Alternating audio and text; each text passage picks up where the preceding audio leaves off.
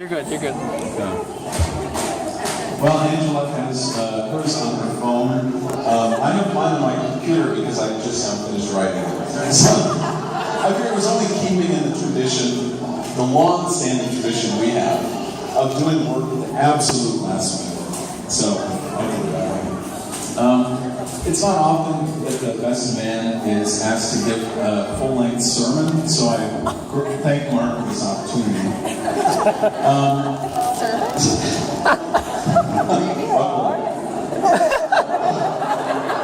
So in 2009, we were seniors in high school, didn't know each other. We had both decided that we were going to study at Concordia University, St. Paul.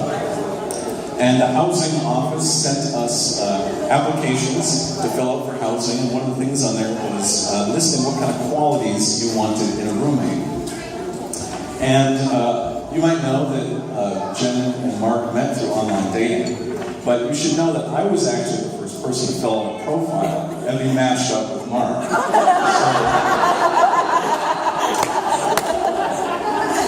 this is what I wrote I wanted in a roommate. A few of the things. I'm not going to read them all. Some of them are too embarrassing. I wrote Christian, Lutheran, friendly, fun-loving, takes school fairly seriously, funny, service-minded, self-giving. I even dared to write on here, and I quote, somewhat geeky.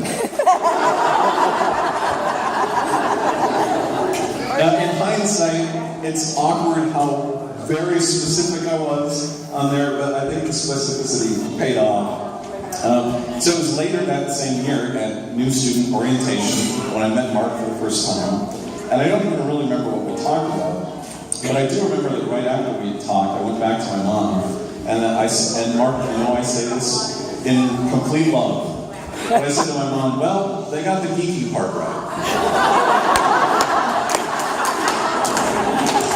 It didn't take long, though, to realize that that wasn't the only one of these characteristics that they got right with Mark. During our freshman year at Concordia, Mark and Dylan Olson and David Edwards, who unfortunately can't be here, he's was in our close-knit group. He's currently in basic training for the Air Force in preparation for becoming a military chaplain. So he is represented by this head on a stick. So freshman year, the four of us formed a very tight-knit group, and people started referring to us as the Freshman Four. So that's still the name that people call us today.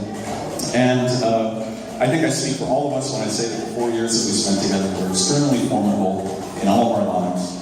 In many ways, I think those are the years that made us who we are today, and I'm honored to have got to spend those years with you, Mark, and have you shape my life. Now, since I was Mark's roommate for 2 years, actually,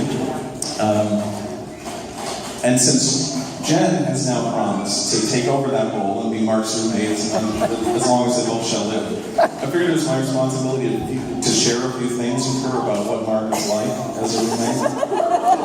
So, when we first moved in together, the Residence Life team provided us with roommate survival lessons. And Jen, you might be asking some of these questions right now. It says, will I get along with my roommate? Be honest, you've probably asked yourself this very question. How well you get along with your roommate will have a significant impact on how well you do academically, socially, and personally.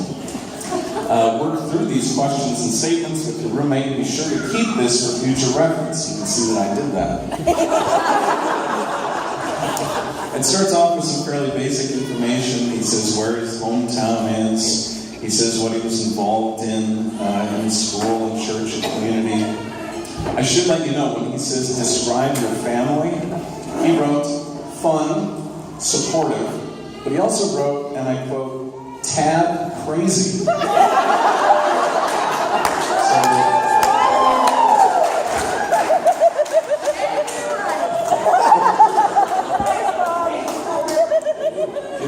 It asked how many siblings you have. He said 2 at the time. Their ages were 16 and 14.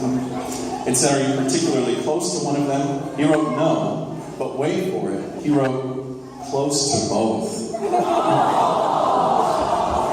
There are other really important facts about Mark in here. For example, it asked you to fill this in. It said, "When I don't get enough sleep, I tend to get blank." You know, so you get to know the personality. And Mark wrote, "Tired."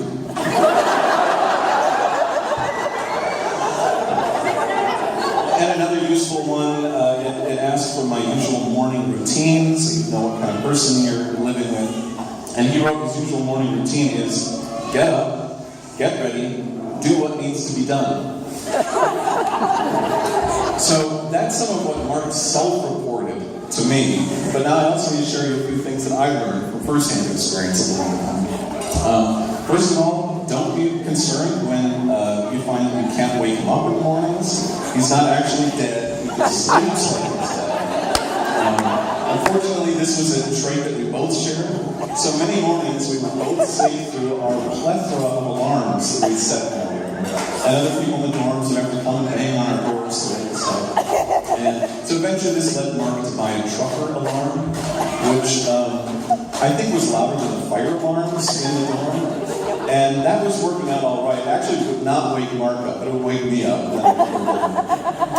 That worked fine until one time we left for break and forgot that we had our alarm clock set. And had the door locked, and so it sounded like the fire alarm was going off. So then they had to get creative and remove ceiling tiles and crawl over into our room and unplug all our stuff. Another thing that you should know about Mark, I'm sure you found this out already, but that he is not afraid at all to be his true self. I found this out early on when Mark and I had one of our first bonding experiences. He was not embarrassed at all to admit that he knew the words to every single song by Weird Al Yankovic. And we sang them along together in our best impersonations as we drove home north one time. But eventually I think everybody on campus got to know who Mark Langton was. You'd be walking around campus at night, and you just kind of off in the distance hear this old Lutheran song being played on some strange instrument. And eventually he would walk around the corner and he'd be playing an ocarina, like from The Legend of Zelda. And he'd be wearing his signature jean jacket, the pockets of which were always filled with entire decks of Magic the Gathering cards, and a full hardcover hymnal that he always carried in his pocket. And whether he knew you or didn't know you, he'd stop, say the kindest hello you've probably ever heard. And then if you got into a conversation with him, you might get to hear him interject some words of King James English into his speech. Or occasionally, especially freshman year, if you're lucky, you'd hear him refer to himself in the third person, which is something he was doing for a while. So this became one of the things I most came to admire about Mark. Just his unique personality, his desire to be a real individual. Another thing that you've probably learned about Mark is that when he puts his mind to something, he can become entirely devoted to it. So I was telling some of you earlier that one year when we had a university-wide game of Nerf tag where you'd tag each other and last person still in wins, and Mark was so dedicated to it that he decided the best thing he could do so that he wouldn't get tagged out there was to skip class for the whole week and just stay in the dorms. And he also didn't want to get tagged at the dining hall, so he decided to starve himself for that whole week. And I don't remember how many pounds he lost, but I know you're measuring. So the good news is that when he puts his mind to something, he's entirely devoted to it. The bad news, as some of those stories also illustrate, is that sometimes Mark wants to do kind of ridiculous things. And so for like 4 years, we took it upon ourselves to try and get him back in his right mind in those times, as he also did for us. So we now very happily pass that responsibility on to you, Shannon. I could go on and on with story after story. We studied theology together, so we had a lot of late nights of deep discussions about God and life and the meaning of it all, and a lot of late night paper sessions, and just living life together for 4 years. You also know that, Jen, you also know that Mark is a true friend. Mark's one of the most loyal people I know, one of the few people I can say that I completely trust. As you discovered, he's a great person to talk with, listens intently. He's always very open to share his deepest thoughts and feelings with you. And most importantly, Mark's whole life is covered in Christ. As we heard in that sermon, Mark knows that he's a sinner, but he also knows that he's a saint in Christ. So, it's in Christ, Mark, that you're a brother. It's in Christ that we look forward to getting to know you, Jen, as our sister. It's in Christ that I pray richest blessings on your new life together.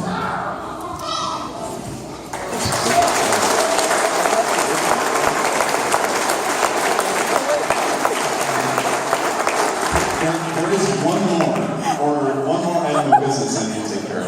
I was only kind of joking about the sermon.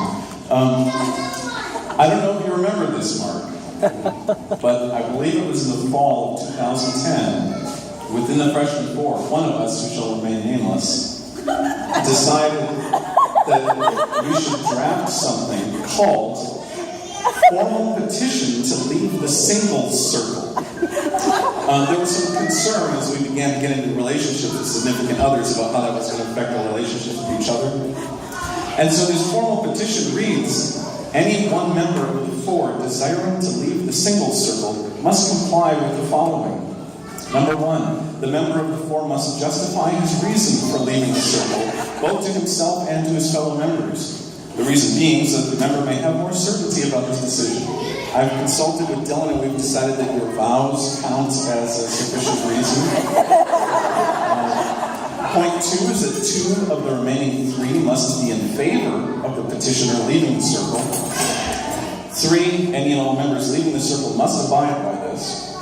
Four, any and all members leaving the circle must first consider the repercussions that will be had on the member's ability to manage his time with, in Dylan's word, freaking wisdom. So I hope you've thought about the repercussions on your free time that marriage is going to have, Mark. Five, any and all members leaving the circle will enter into a God-pleasing relationship with the one who will be known as an associate of the four. And six, no person outside the four may be privy to the information within this document or the document itself until a reasonable time is reached. Again, I consulted with Dylan and we decided a reasonable time had been reached. That's what we just heard about it. So, I hereby, as my final thing here, call to order a meeting of the freshman forum. I put on the table, I move that we approve Mark's formal petition to leave the single circle. Is there a second? Second. Thank you. We'll now do a quick roll call. Dylan Olson. Here. And how do you vote? I vote aye. Mark Langton, of course, cannot vote for obvious reasons. Now, you might have noticed that two of the three have to agree. So, there's a lot riding on this right now. However, we'll see if this works. Funny in the front.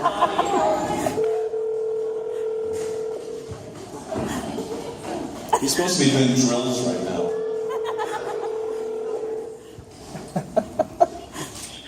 Hello? Is this David Edwards? Very well? Is this David Edwards? Yes, this is David Edwards, the freshman four. And where are you right now? I'm calling from National Air Force Base in Montgomery, Alabama. And you're aware of Mark's formal petition to leave the single circle? Yes. You're aware that there's a motion on the table to approve his petition for Jen. What is your vote? Yes. He votes in the affirmative. I will also vote, I mean it's already one, now it's two of the three. But I also vote aye. So I'm happy to say that 3 in favor, none opposed, no abstaining. The motion carries. Your petition has been approved.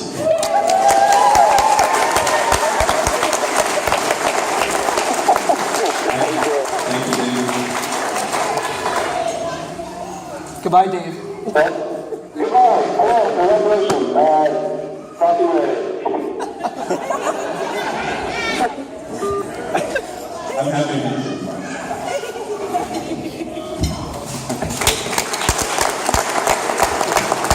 The meeting is adjourned.